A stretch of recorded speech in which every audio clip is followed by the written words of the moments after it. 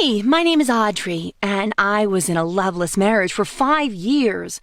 I thought my life was going to be miserable forever, but then I started an affair. My husband caught us, but it led to something completely unexpected.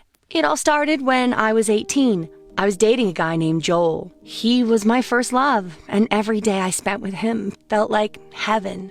But then, he suddenly broke up with me over text and disappeared. Later, I found out that his whole family had moved somewhere else. I was heartbroken and couldn't stop crying for days. I felt utterly alone, like nobody cared. And then Walter called me. Walter was my best friend since childhood, and he was like a big, kind teddy bear. He was so worried about me. He came to my place and we talked for hours about my feelings, and then he asked if I wanted to go to a party that was happening that day. I didn't want to go. But he kept saying that I need to do something fun, and it was a mistake. Biggest mistake of my life that still affects me today. The party was fun, but at some point, I started to cry again, making a fool of myself. I went outside, and Walter followed. He looked in my eyes and kissed me. And when it happened, I realized that Walter had been in love with me since we were kids, and I didn't feel anything for him romantically. It felt so wrong, but I wanted some warmth and attention so badly I just didn't stop him. And then we went to his house, and you can probably guess what happened next. We stopped talking after that. I knew that we could not just go back to being friends again. Walter called me every day, but I never answered. And then the worst thing imaginable happened. I got pregnant. And I didn't know what to do. So I met with Walter. He was so happy about it, and it felt weird. I tried to tell him that I wanted to get rid of the baby, but the words just got stuck in my throat, and I didn't say anything. Well, then we told our parents, and Walter's mother, who I always hated, insisted on us marrying each other. So we did. All of this happened 6 years ago.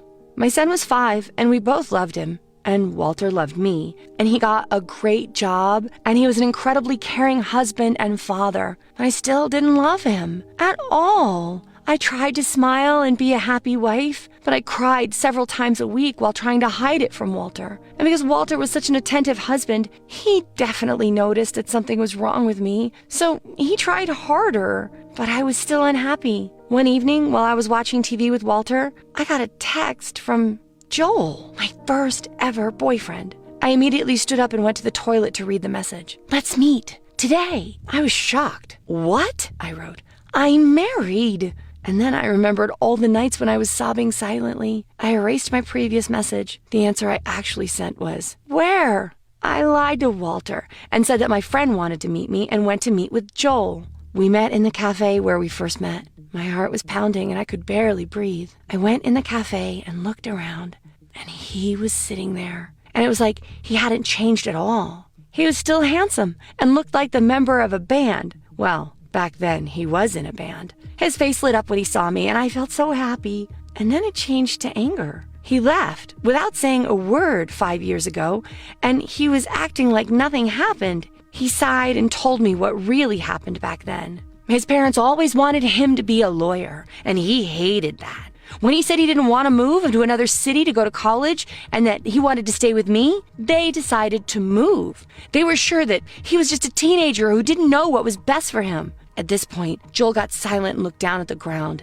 After a minute, he said, "And I simply had no courage to go against them." After 2 years of studying to become a lawyer, wearing suits and cutting his hair short, he finally found the courage to live like he wanted. He left college and spent 3 years of his life living in different cities, working menial jobs here and there. But he still felt he was missing something, me. After this, he looked in my eyes, and then we kissed. And then we went to a shabby apartment he was living in. And I felt the magic again. I felt love, something I missed so badly when I was with Walter. Our affair continued for months. We were going out a lot. We stayed in a lot. We watched the stars and went to parties. I was happy. I was comfortable. But I got too comfortable, and it ruined everything. I was tired of being out or in Joel's small, dirty apartment.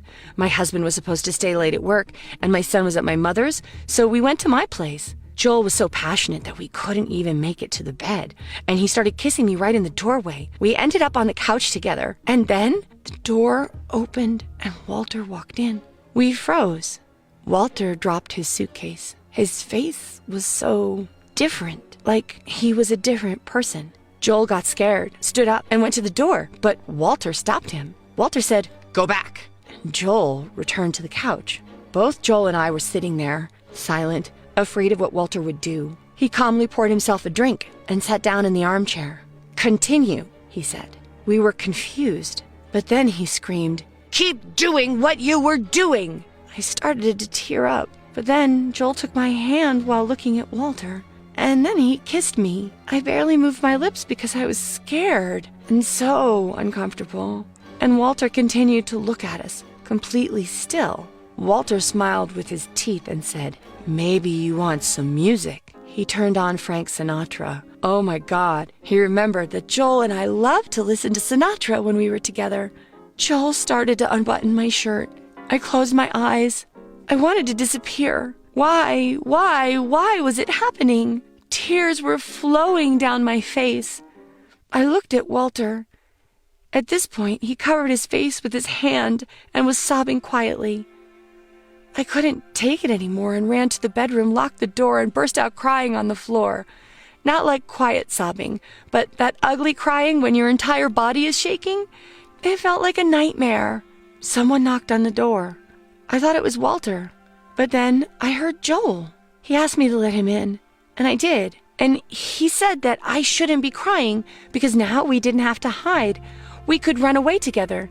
Moreover, we never even needed to see Walter again. We could just climb out the window, he said. "Do you want to be miserable forever, Audrey? I love you." I looked at the door back to Walter, and then the window. My future with Joel. After 10 minutes, Joel and I were on the road in his car. I looked out the window, and it all still felt like a dream. Joel kept saying how happy we were going to be, that we could go anywhere and do anything. And then he turned Frank Sinatra on. Why did he think it was a good idea? Not after that. I teared up again, and then it struck me. What was I doing? I have a kid, and Walter was the nicest person ever, and Joel didn't even have a job. "Stop the car!" I screamed. Joel was confused, so I repeated myself. He finally did it, and I said sorry and ran away. I was running for 20 minutes until I got back home. I opened the door and saw Walter on the same armchair, his glass of whiskey on the floor. He was staring into nothing, his body almost limp. I dropped to my knees and said I'm sorry at least 100 times.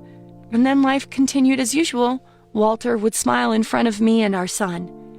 He was as attentive and kind as always. And it was killing me, because I knew that deep inside, he was so miserable and lost. And I knew that he was drinking every night when I went to sleep. One night we went to a corporate event. He was all smiles. So was I. We kept joking and talking to his coworkers, trying to appear normal.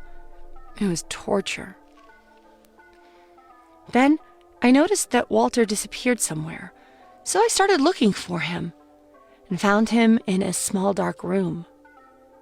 He was standing with Mary, his coworker. I watched silently. He was very polite, but she was all over him. She wasn't even drunk. She was laughing at his jokes and touching her hair. And Walter clearly enjoyed her company. And then she tried to kiss him. And I hoped he would kiss her back so I wouldn't have to feel this constant guilt. But he didn't. He took a few steps back, said, I love my wife, and ran out, stumbling into me. He was so ashamed that he went outside. I followed him as fast as I could. He was getting into our car. I cried out, "Stop," because he was so drunk. I tried to stop him, to drag him away from the car, but he was just screaming, "Go away," again and again. And then he got into a car and immediately crashed into a tree. I ran up to him, and thank God he was okay. I demanded that he let me drive because I wasn't drinking. He nodded without any emotion. We were driving in silence, and I could barely hold back my tears. And then I stopped the car. He looked at me confused. I burst out crying and said to him that we should stop torturing each other. We both have been miserable for years, and he was clearly attracted to Mary. I wanted a divorce and didn't want to take even a single penny from Walter. I wanted to be friends with him, to raise our kid because he was such an amazing father. I finished with, I don't want us to be miserable for our entire lives. We hugged each other and cried together. And he agreed. A year has passed since then. We got our divorce, sold our house, and moved to different places. Walter still supported me financially, a little bit, and he was happy with Mary. And I was so happy to see Walter, my best friend, smiling like he used to when he was 17. I am alone now. I'm not happy, but I am glad that I escaped from Joel's car that night. It was the right decision.